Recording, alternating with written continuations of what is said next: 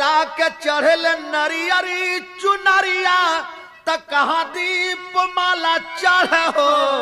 अरे मैया मोरी कैसे क भोगावा लगावे तो भक्त लोग पार होल हो। मैया मोरी कैसे क भोगावा लगावे तो भक्त लोग पार होल हो। मैया मोरी कैसे क भोगावा लगावे तो भक्त लोग पार होल हो। मैया मोरी कैसे क भोगावा लगावे तो भक्त लोग पार होल हो।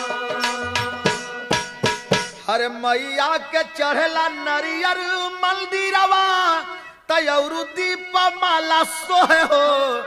अरे मैया मोरी प्रेमवा कहो, मैया मोरी प्रेमवा से भोगावा लगावे तो भक्त लोग पार होल हो। मैया मोरी प्रेमवा